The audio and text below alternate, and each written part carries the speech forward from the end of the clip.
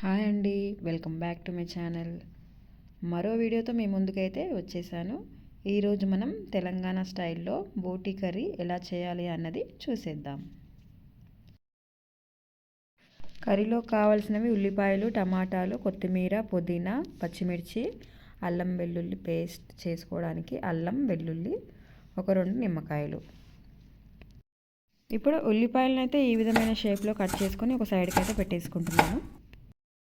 ఇప్పుడు ఒక కుక్కర్ తీసుకొని స్టవ్ పైన పెట్టి స్టవ్ వెలిగించి కుక్కర్ వేడెక్కిన తర్వాత ఆయిల్ అనేది వేసేసుకుంటున్నాను.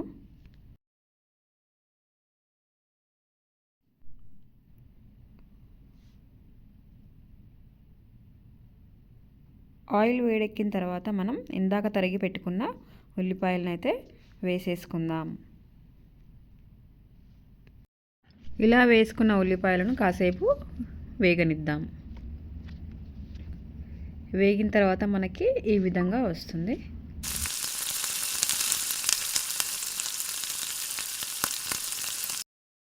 ఇలా వేగిన ఉల్లిపాయలు కాస్తంత పసుపు వేసుకొని మరో సైడు మనం అల్లం వెల్లుల్లి పేస్ట్ చేసుకోవడానికి అప్పటికప్పుడు ఇలా ఫ్రెష్గా ఉన్న అల్లం వెల్లుల్లిని నేనైతే ఇలా మిక్సీలో పట్టేసుకుంటున్నానండి.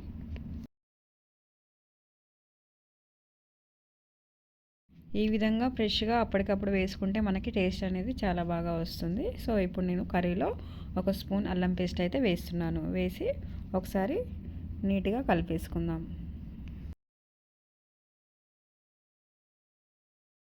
మనం ముందుగానే నీట్గా కడిగి పెట్టుకున్న బోటీ కర్రీని ఇప్పుడు నేను ఈ కుక్కర్లోకి షిఫ్ట్ చేస్తున్నాను.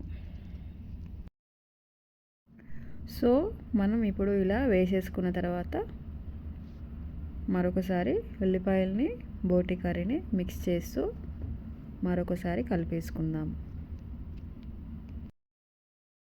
ఇలా కలుపుకున్న తర్వాత కాసేపు వేగనిద్దాం.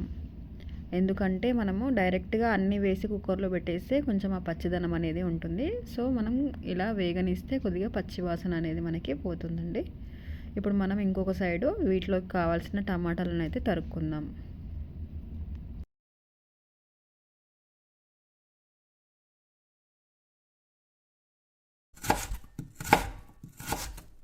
ఇప్పుడు కర్రీలోకి కావాల్సిన టమాటాలను ఈ విధంగా కట్ చేసుకొని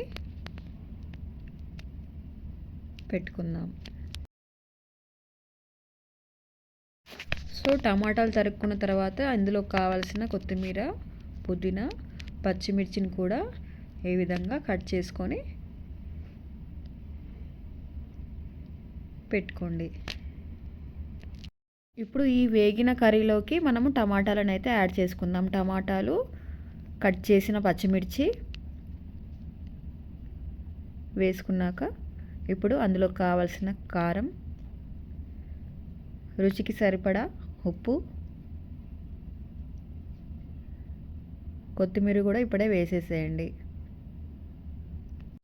ఇలా వేసిన తర్వాత ఒకసారి ఈ మిశ్రమాన్ని మొత్తం నీట్గా కలిపేసుకుందాం.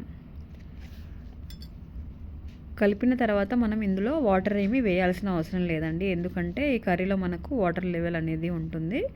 సో ఇలాగనే ఇదంతా నీట్గా కలిపేసుకొని మనం ఇప్పుడు కుక్కర్ మూత అనేది పెట్టేసి విజిల్ పెట్టేద్దాం. ఒక 7-8 విజిల్స్ రాగానే మనం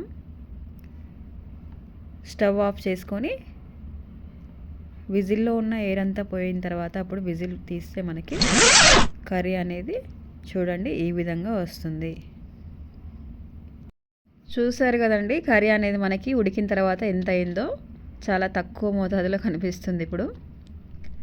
సో ఇలా మనకి ఇప్పుడు ఈ ముక్క అనేది ఉడికిందా లేదా ఒక ముక్క పట్టుకొని చూస్తే మనకి తెలిసిపోతుంది. సో చక్కగా ఉడికిపోయిందండి.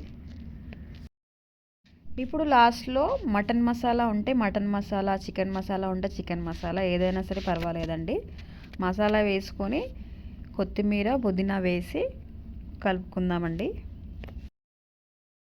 సో చూస్తున్నారు కదా తెలంగాణ స్టైల్ బోటీ కర్రీ అనేది ఎలా వచ్చిందో. ఒకసారి మీరు కూడా ట్రై చేసి ఎలా ఉందో చెప్పండి. నా ఈ వీడియో మీకు నచ్చినట్టయితే లైక్ చేసి, కమెంట్ చేసి, షేర్ చేస్తారని అనుకుంటున్నాను.